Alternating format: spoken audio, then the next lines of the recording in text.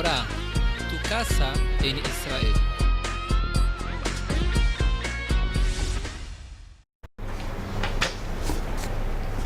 Como aquel volcán que durante mucho tiempo está aparentemente en descanso, está aparentemente muerto y de repente explota, ¿cómo se dice? Lo que hace el volcán, ¿cómo se dice? Erupciona. Erupciona. Y así también el alma, la Neshama, estaba en proceso de congelamiento, pero de repente hay algo que la despertó. Y hablamos en detalle de todo esto en el shiur anterior, con el ejemplo de Rabbi Elazar ben Dordaya y todo lo que nos contó la Gemara. Pero por otro lado tenemos la Teshuvah Hadragatit. La Teshuvah que viene en pasos, que viene poco a poco, que viene de manera paulatina, que viene peldaño por peldaño, paso por paso. Aquí no estamos hablando de erupciones, de cosas explosivas, de revoluciones de un momento, de una teshuvah relampagueante, sino que la persona va tomando la decisión de cambiar. Pero el cambio no es de un día al otro. Como dice el Rab, la persona siente que tiene que ir liot holech, más de olech, más de la lechet, ir, más de ir. Ir es como caminar, no correr. Caminar, ir despacito, mejorando sus caminos, su vida, su voluntad, sus deseos, sus pensamientos. Y de esa manera la persona olech vekovesh leat leat va yendo y va conquistando. ¿Sí? Como aquel ejército que no conquista de una vez al enemigo, sino que primero conquista una parte, luego la otra parte. La persona va conquistando leat leat, lentamente, et darkei yosher, los caminos de la rectitud, metaken et amidot, corrige sus cualidades, metiv et amaasim, mejora sus acciones, melamed et atzmo, y se enseña a sí mismo ech leitkasher yoter veyoter, cómo ser una persona más kasher. ¿Qué es una persona kasher? Yo conozco el concepto comida kasher, mezuzá kasher, sefer Torah kasher. ¿Qué se sabe? ¿Qué significa un sefer Torah kasher? Que es apto, que es kasher, que se puede usar. ¿Qué es una persona kasher? Una persona kasher es una persona que actúa adecuadamente por caminos del bien,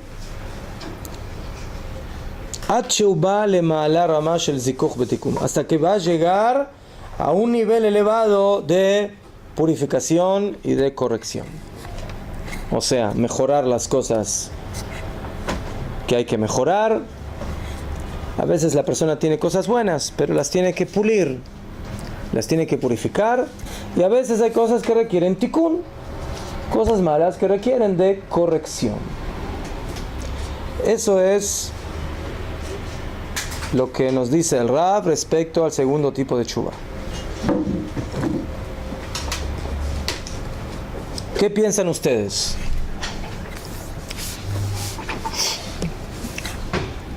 El mundo que elige, ¿qué tipo de teshuvah? Normalmente. ¿Ah? Paulatina. ¿No? Y lo vemos ya desde el principio de la creación. Si el mundo hubiera hecho teshuvah pitomit, entonces ya se 5.774 años hubiéramos tenido la Geulá. ¿Mejor? Pero el mundo no tiene un año, el mundo tiene 5.774 años. ¿Qué significa eso? Que el mundo ha elegido básicamente optar por el camino de la tshuvá adragatit, paulatina.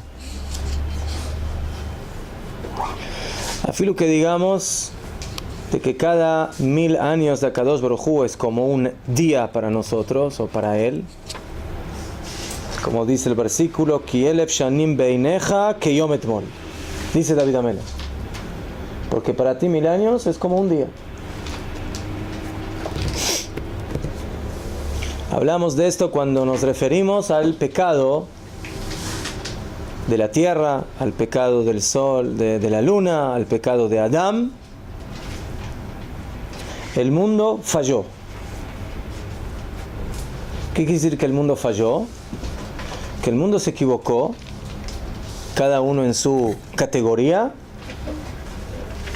y por eso no logramos llegar desde un principio o de una manera ágil y rápida a lo que tendría que haber sido el Gan Eden.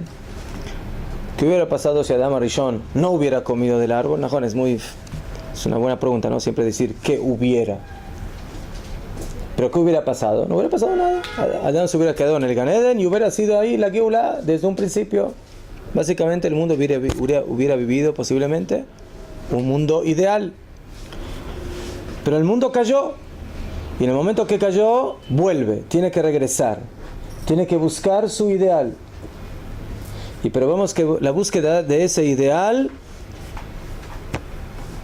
tarda mucho tiempo. Y todavía lo estamos buscando. Entonces, yo creo que el mundo demuestra de que la verdadera tshuvá y la tshuvá que se mantiene, podríamos decir que es la tshuvá paulatina. Todo lo que es explosivo viene, explosivo se va. Todo lo que es repentino viene repentinamente y se puede ir con mucha facilidad. Como un efecto efervescente. ¿Ves? Ojo. La pregunta es hasta qué punto eso influye en lo interno realmente. O sea, lo que llamaríamos la asimilación. No la asimilación del casamiento entre una persona judía y no judía, sino la asimilación, asimilar internamente la tshuvá, asimilar internamente el nuevo camino que he tomado. La persona debe y tiene que asimilar ese camino que ha elegido. Y eso se logra cuando las cosas van de una manera más lenta, paulatina, paso por paso. Y por eso nosotros nacemos y no nos transformamos en una persona de 30 años inmediatamente. Tienen que pasar 30 años. Y por eso una persona que entra en el jardín, en el GAN, no puede directamente pasar a la universidad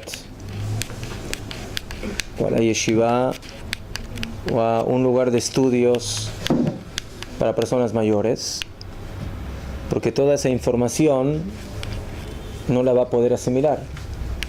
No tiene la preparación para poder tomar todo eso. Entonces en el camino de la tshuvá ocurre lo mismo.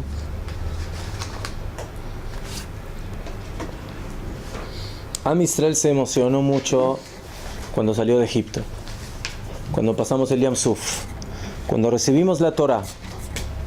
Todo eso fue momentos de una éxtasis, o sea, de una elevación espiritual increíble. ¿Y qué pasó al otro día? ¿Qué pasó con toda esa revelación divina? ¿A dónde se fue? Se fue a un becerro de oro. ¿Cómo puede ser? Ayer el pueblo de Israel dice: Anoji Hashem me lo queja, yo soy tu Dios.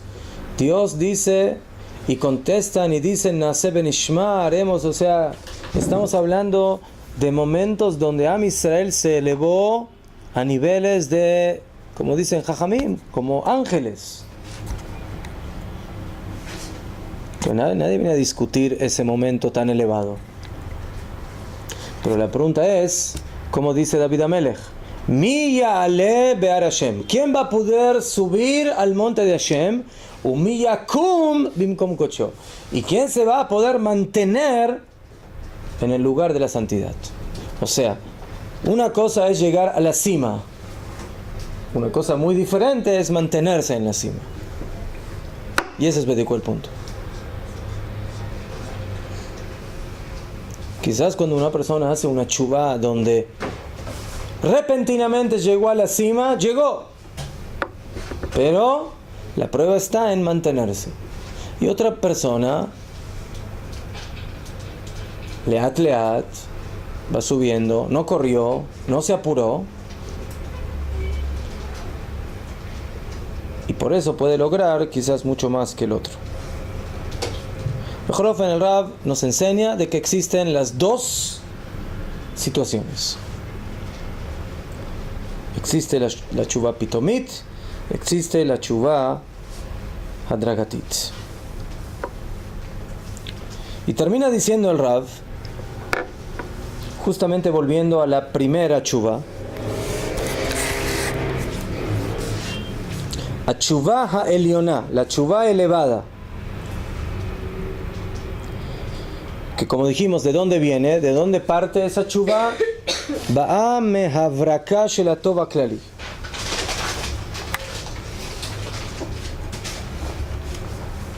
O sea, el Rav va a desarrollar más adelante la idea de que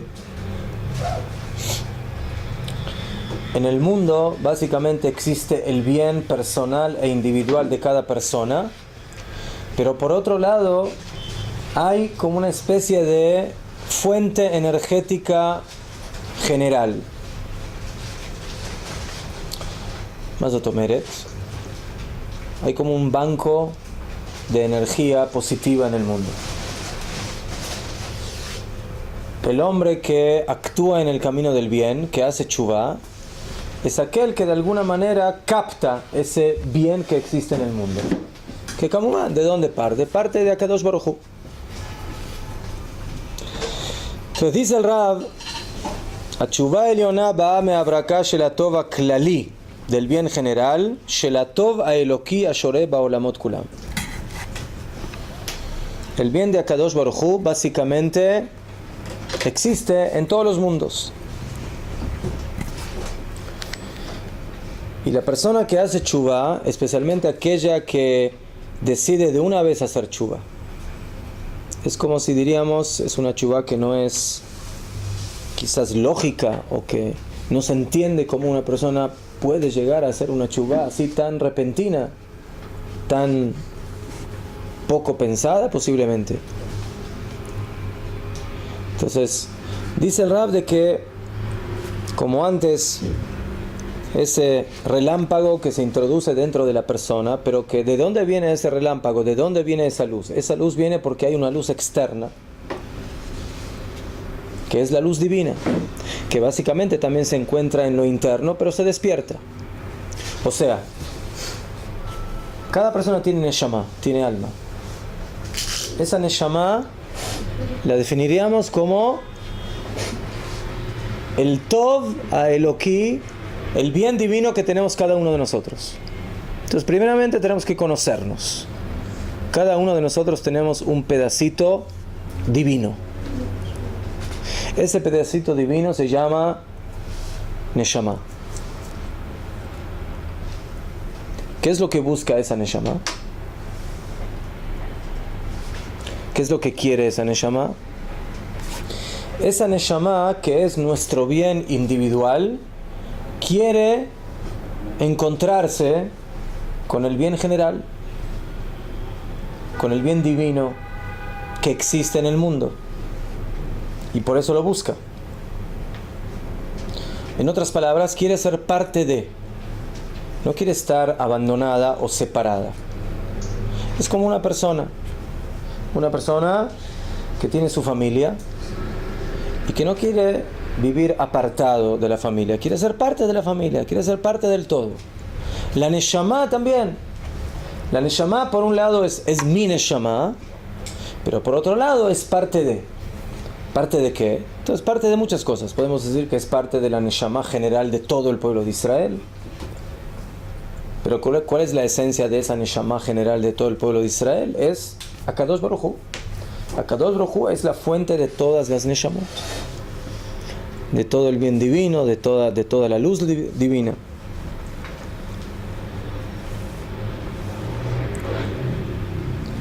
Y esa Neshama, esa luz, Nishmat kol ha'atzilit mitztarieret lefanenu beoda bekdushata kemo shalev yachol lispok.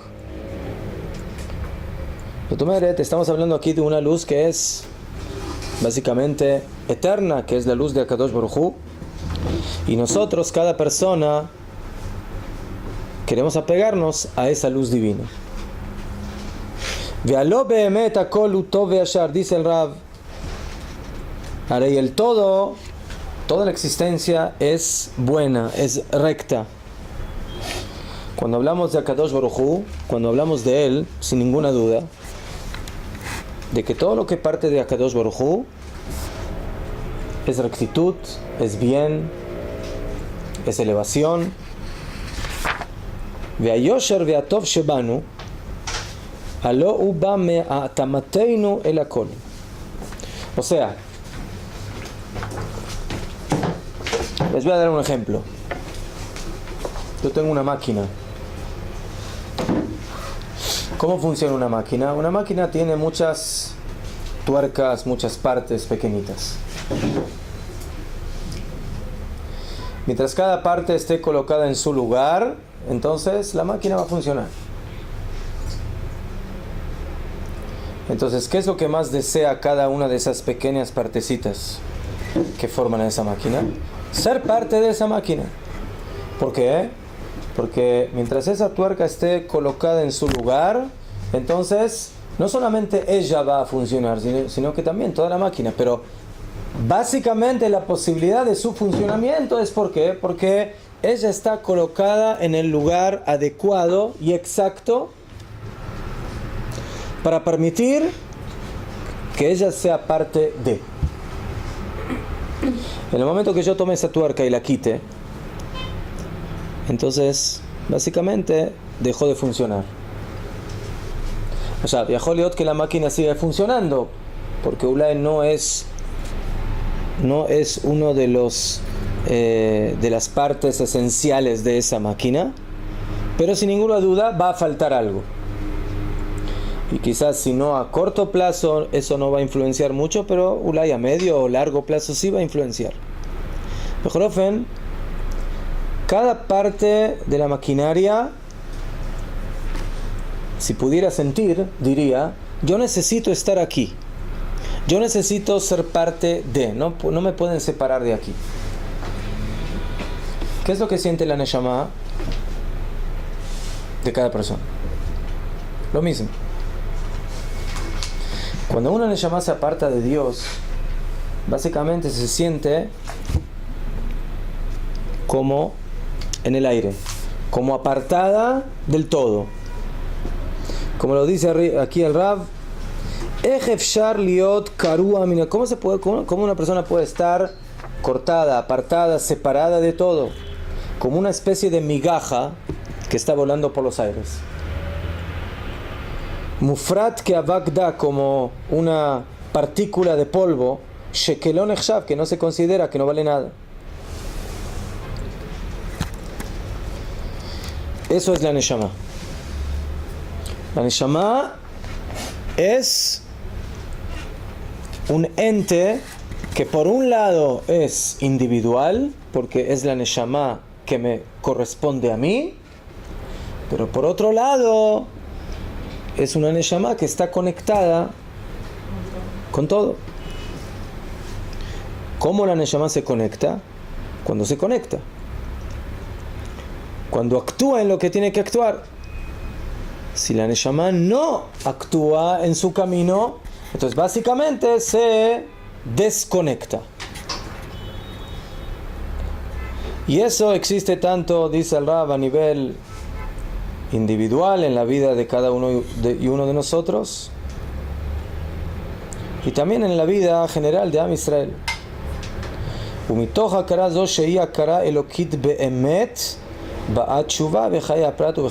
O sea, cuando nosotros entendemos como personas que no somos un ente individual, separado, dividido, que no tiene nada que ver con todo lo demás, entonces sentimos la necesidad de hacer teshuvá y de apegarnos a esa luz divina, a Kadosh Baruj Hu. Si no lo entendemos de esa manera, entonces podemos vivir como personas totalmente separadas, apartadas, divididas de todo lo demás, de toda la existencia. Cuando hablo separado o unido, no estoy hablando, a veces hay personas que pueden vivir muy unidas. La pregunta, ¿a qué? Aquí estamos hablando de la unidad con la esencia de la vida, con la luz de Akadosh Baruj Hu y todo lo que a eso se refiere. Top, Bejolofen, en este punto el Rab termina su explicación a lo que se refiere al tiempo de la teshuvá. Y ahora el Rab pasa en el tercer capítulo y nos enseña también un punto muy importante. El título del capítulo se llama así: Teshuvá pratit meforeshet, teshuvá específica, de teshuvá stamit klalit. O sea, hay dos tipos de teshuvá. Una teshuvá es específica y otra teshuvá es general. ¿Qué les dice este concepto? ¿Qué puede ser una teshuvá específica y qué puede ser una teshuvá general? Una persona ahora decide hacer teshuvá y hace teshuvá de algo. ¿Cuándo yo voy a considerar que esa teshuvá es una teshuvá específica y cuándo voy a considerar que esa teshuvá es una teshuvá general? Cuando decide ser sin algo específico. ¿Ah? Bueno, tenemos que entender, ¿no? Ejemplificar un poquitito el concepto. O sea, puede ser a nivel personal y a nivel de control. De la nación. Najón, puede ser así, pero aquí el Rab nos va a enseñar de que también una persona puede hacer una teshuvá específica o una teshuvá klalit. Y vamos a ver a qué se refiere.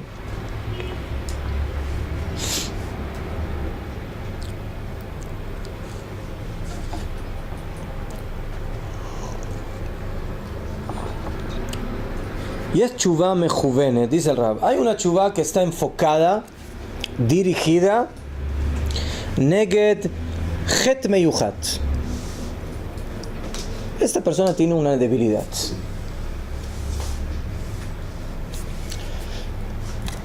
¿Cuál es su debilidad? La shonara. ¿Cuál es su debilidad? Ir con la verdad.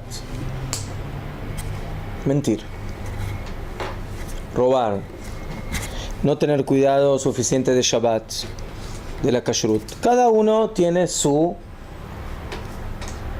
problema, su debilidad, su pecado. Dice el Rav, Yesh teshuvá, hay una teshuvá que está enfocada a un pecado de manera específica. Neget met het meyuchat o hataim rabim, o afilu varios pecados.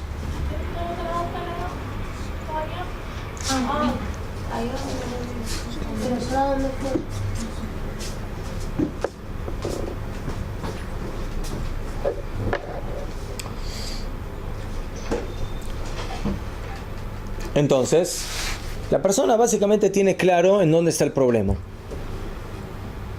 ¿Sí? Está claramente definido. Solamente, como se dice, hay que tomar el toro por sus cuernos. Pero la persona sabe exactamente en dónde está el toro, o cuál es el toro, o cuál es el problema. Puede ser un problema o pueden ser 20 problemas, pero la persona sabe. De Adam, ¿y qué es lo que hace la persona cuando quiere hacer una tshuvá a nivel específico? Sam Geton Nochach Panav. Primeramente la persona pone el pecado delante de él. O sea, lo encara. Eso es ese es el primer punto y más difícil de los pecados. Encarar. ¿Qué quiere decir encarar? Encarar, primeramente, significa reconocer que existe. Ya fue mejor. Eso se llama Hakarat Ahet. ¿Qué es Hakarat Ahet? Hakarat Ahet es decir, Yesh li baya. Tengo un problema. ¿Cómo se llama ese problema? X.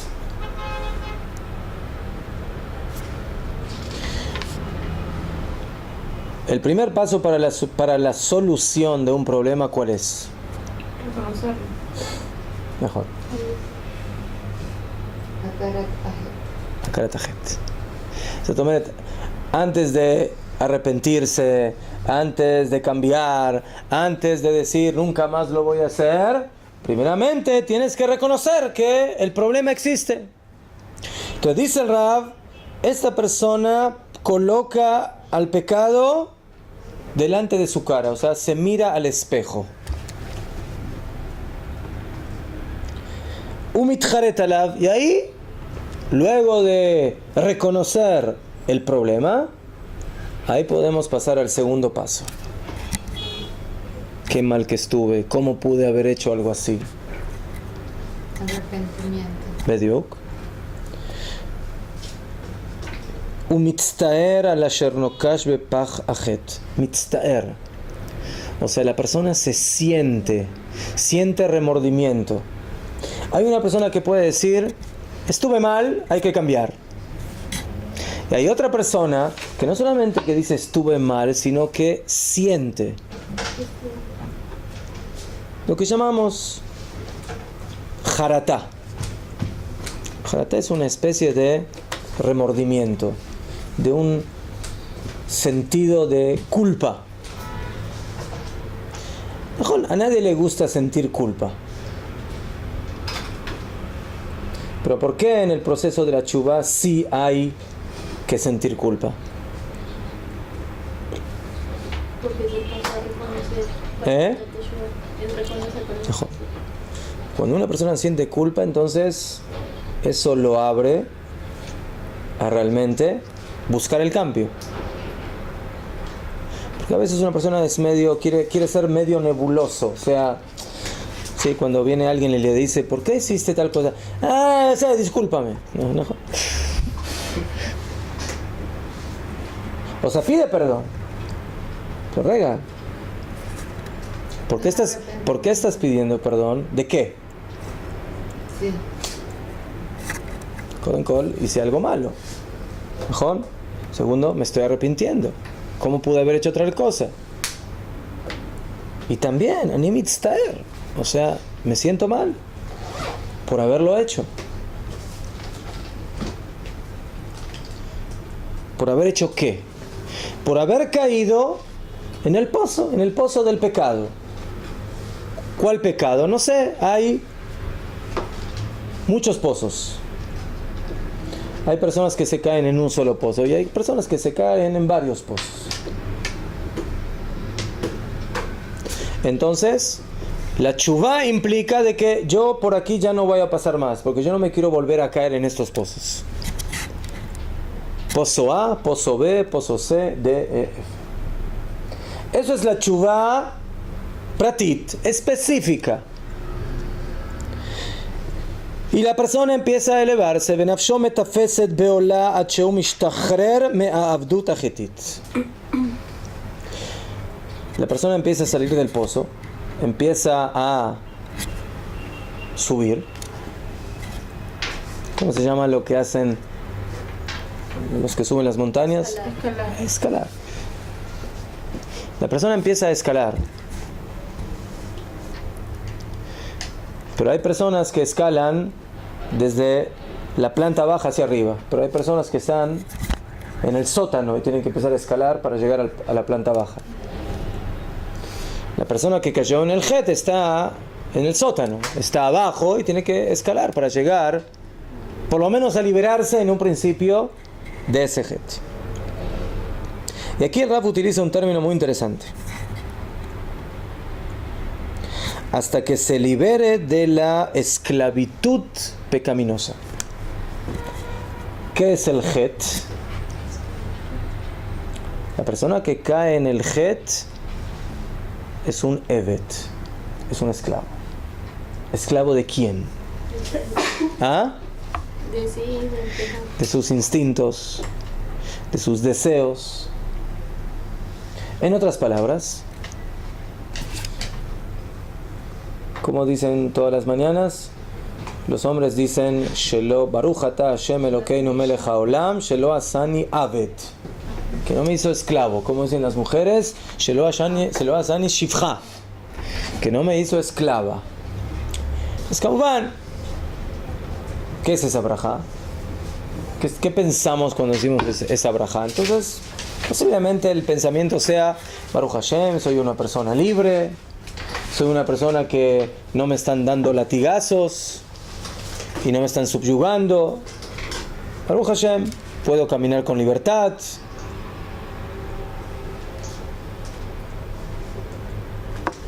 Quizás de acuerdo a esta interpretación podemos pensar algo más cuando decimos esa braja.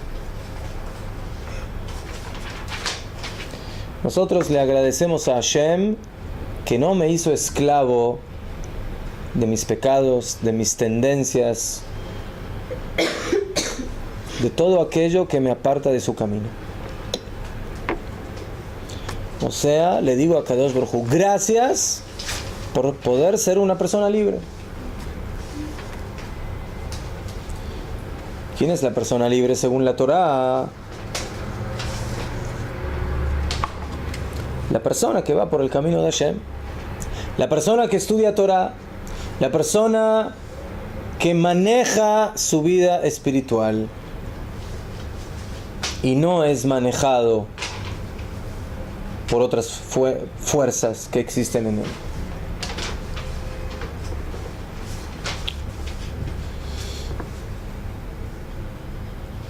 El hombre en la vida puede elegir entre dos caminos: o ser el caballo o ser el jinete.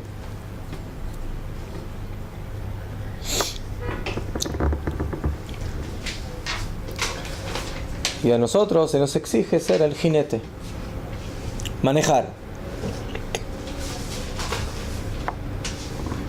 Jajamín dijeron Harut a la lujot. Cuando la Torah habla de cómo Hashem entregó las tablas, ¿qué tipo de tablas eran las tablas que se entregaron? La Torah dice que ¿cómo estaban las letras en las tablas de los 10 mandamientos? ¿Cómo estaban? ¿Cómo estaban las letras? Estaban talladas. Era una piedra, mejor piedra, mamash piedra, y esa piedra estaba tallada. ¿Sí? Y de esa manera se veían las palabras de los 10 mandamientos. ¿Qué término utiliza la Torá para explicarnos cómo estaban escritas esas palabras? La Torá dice Harut. Y hay otra palabra muy semejante, que si le cambio la vocal, en lugar de leer Harut, voy a leer Heirut. Más de Heirut. Haga Pesach se llama Zman Heiruteinu, el tiempo de la libertad. ¿De Tomeret? Herut es libertad. Dicen Jajamim, no leas Harut, sino Heirut. En Leja Ben Jorin, no hay una persona más libre, Ela Mishe Osek Batorah, la persona que se ocupa de la Torah, que estudia la Torah, que profundiza en la Torah, que cumple la Torah. La Torah es la libertad de cada uno y uno de nosotros a nivel particular y a nivel general. Lama. Porque la persona que cumple la Torah es una persona libre. Ulay podríamos decir todo lo contrario. Viene gente no religiosa y te dice, ¿y por qué ahora te pones tantas trabas en lo que comes, en lo que vistes, en lo que haces, en lo que trabajas, en el Shabbat y en las fiestas? Porque tú lo Eso es ser una persona libre. Eso te pones cadenas, más cadenas. No, porque yo estoy constantemente eligiendo eso. ¿Sabes? Pero estás eligiendo. Una persona también puede elegir abrir la puerta del calabozo y cerrarse en el calabozo, ¿no? Aparentemente. ¿Por qué la Torah es libertad? ¿Y por qué el pecado es esclavitud? Claro. Porque a veces con el pecado te arrepientes, porque luego te das cuenta que no era lo mejor, porque fue algo tal vez instintivo, porque cuando o sea, no es que eres esclavo de la Torah, sino que eres servidor de Hashem. Entonces todo lo que haces en tu vida es para servirlo y no eres esclavo. Sí, pero Dafka Bemet a Moshe Rabbeinu se lo llamó Evet Hashem, siervo de Hashem. En cambio, cuando no eres servidor de Hashem, ¿eres servidor de qué? Entonces eres esclavo, porque ya no eres servidor, sino esclavo de las vanidades de esta vida, de todo de esta tierra, de todo lo malo, pues. ¿Por qué la persona que sigue a Hashem se considera una persona libre? Si aparentemente tiene muchas más limitantes que aparentemente personas que no son religiosas o que no son observantes. Porque las cosas no lo mueven. Hay mucha gente que lo mueven muchas cosas que no son las cosas más adecuadas en la vida. Entonces aquí la pregunta va a ser, ¿cómo se define lo que es la libertad y lo que es la esclavitud? yo creo que porque también te libera de cosas que uno cree que no puede controlar. Por ejemplo, una persona que fuma, en Shabbat no fuma, se libera en Shabbat de entonces tú dices, mejor, eso es liberarse. O sea, pero la pregunta es ¿por qué? ¿Por qué eso es liberarse? ¿Por qué si yo no fumo en Shabbat me estoy liberando? ¿Liberándome de qué? De esa tendencia, de ese deseo.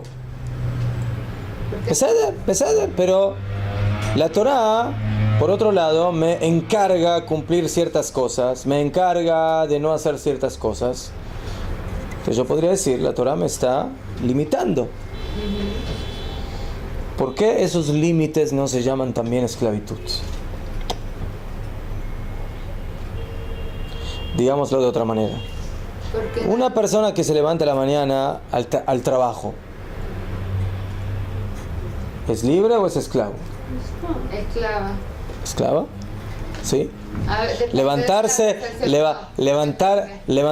en la mañana e ir a trabajar y llegar a horario, ¿qué es?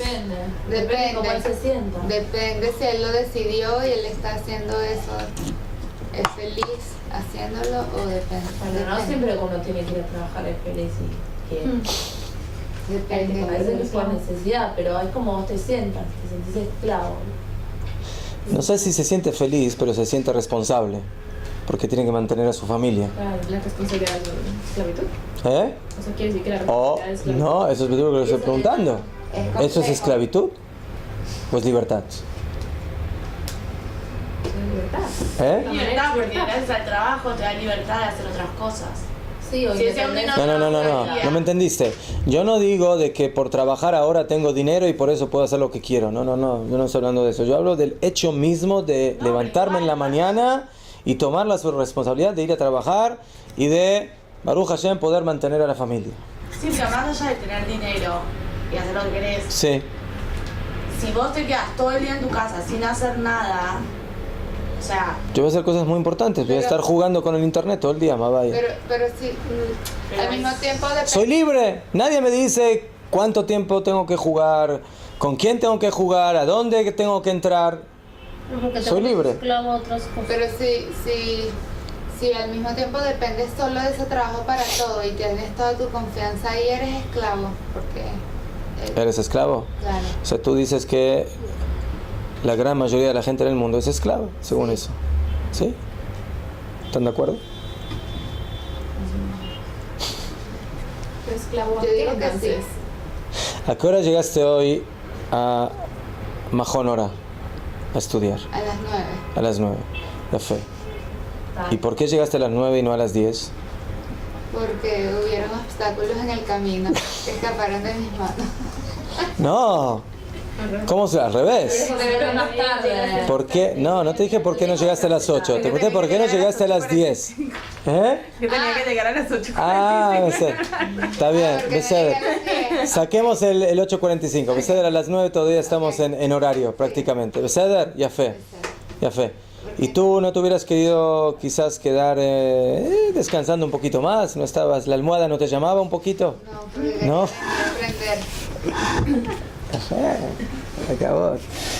Tengo una medalla de tzadikot, ya fe. Top. Pero sabes que hay algunos que la almohada sí lo llama. Hay algunos, no muchos, pero hay algunos que la almohada les dice, quédate un poquito más, unos minutos más. ¿Sí? Jabal, ¿para qué hace frío afuera? ¿Para qué vas a...? ¿Sí? Entonces, ¿eso es libertad o no es libertad? ¿Es esclavitud o no? El Rav Kook tiene una definición muy interesante de lo que es la libertad.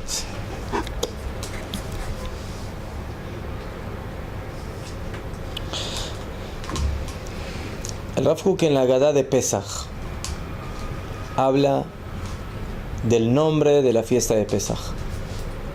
La fiesta de Pesach se llama el tiempo de la libertad, Zman Heirutaim. Y por otro lado, antes de que empieza la fiesta de la libertad, ¿qué mitzvah tenemos? ¿Qué tenemos que hacer en Erev Pesach antes de que empiece la fiesta? Tenemos quemar el Hametz. El Hametz simboliza al Yetzer Hara, a lo inflado que es el hombre en su vida. Ese es el Hametz. El hombre leuda. El hombre crece negativamente en los caminos del mal. Y eso debe ser quemado. Debe ser anulado. Debe ser exterminado para poder entrar a la fiesta de la libertad. O sea, si tú quieres ser una persona libre, debes quemar el Hametz. Dice el Rav, ¿qué significa ser libre? Hay gente que ulay externamente o superficialmente nosotros la definiríamos como esclavos. Una persona que está en el calabozo, cumpliendo con una pena, yo la podría definir como esclava, pobre, está privado de su libertad. Y por otro lado tengo un multimillonario, persona que compra lo que quiere, que va donde quiere, que se levanta cuando quiere, y podría definirla como una persona libre. Dice el Rav, esa definición es una definición superficial de lo que es la esclavitud y la libertad. Porque en realidad puede ser exactamente lo contrario. Puede haber una persona que está detrás del en el calabozo, pero es una persona libre.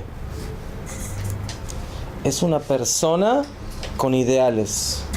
Es una persona que lucha por la vida y que físicamente quizás está privado de su libertad, pero esencialmente es una persona libre. Y ulay mucho más libre que aquel que lo colocó en la prisión.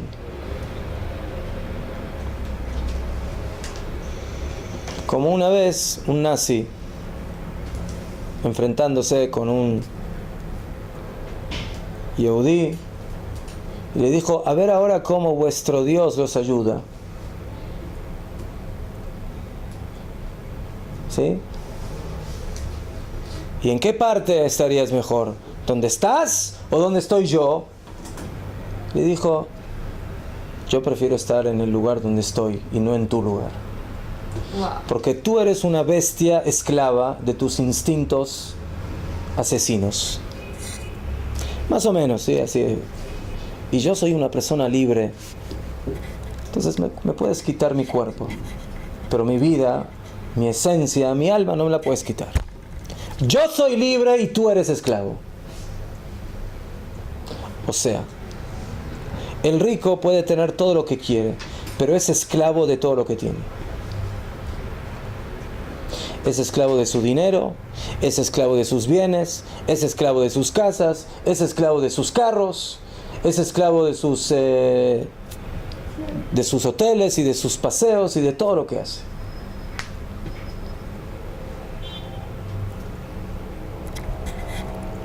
Dice el Rav, ¿saben lo que es una persona libre? Una persona libre es una persona que es fiel a su esencia. Eso es ser una persona libre. No ser un mono y un lorito de repetir lo que hacen los otros. El esclavo, ¿saben quién es? Es el que hace lo que está bien en los ojos de los demás. ¿Cómo se llama eso en idioma moderno? Moda. ¿Saben lo que es la moda? Sí. Oh, ¿qué es la moda? O alienado. ¿Qué es la moda? Si ellos se visten así, yo me tengo que vestir a mí. Si ellos se ponen, ¿sí? Esa pollera, yo me la pongo. Y si ellos se ponen esos zapatos, yo me los pongo. Oiga, porque ellos lo hacen, tú también lo tienes que hacer. Eso es ser esclavo. Tú no actúas de acuerdo a lo que tú debes actuar, a lo que eres tú. Todos hablan así, entonces yo tengo que hablar así. Todos actúan de esa manera, yo tengo que actuar de esa manera. Entonces, ¿qué es la libertad? Dice el Rab, y con eso vamos a terminar. Libertad es la persona que actúa, que es ne'eman la'atzmiut shelo, que es fiel a su esencia. La esencia es la neshama. ¿Y qué es lo que la neshama exige? La neshama exige el contacto con Akadosh Baruj Hu, exige la Torah, exige la mitzvah, exige la midah tová, el buen comportamiento, el apego a Dios. Entonces, esa persona se considera libre. Eso es lo que adquirimos en Pesach, lo que adquirimos en Shavuot. Ser realmente libres. Y no actuar de acuerdo a los dictámenes egipcios, externos o internos. Los egipcios, la Torah dice que cuando persiguieron a Israel, persiguió el caballo con su jinete. Así dice la Torah. Sus verochbo. Dicen Jajamim, en Egipto lo que fijaba era el caballo, no el jinete. Las fuerzas, ¿cómo se llaman los motores? ¿Cómo le dicen a los motores de los carros? Caballos de fuerza. O sea, ¿qué es lo que fija la vida? Los caballos de fuerza. De acuerdo a eso se mide a la persona. ¿Cuántos caballos de fuerza tiene? Nosotros no nos fijamos en los caballos de fuerza, nos fijamos en el jinete. El jinete es el que decide lo que se hace. La neshama es la que decide lo que se hace. Eso es ser una persona libre.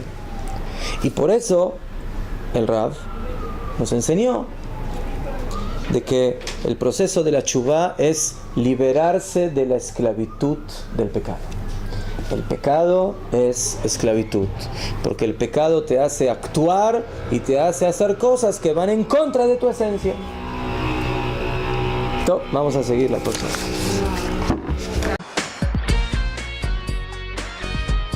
Mahon Ora, tu casa en Israel.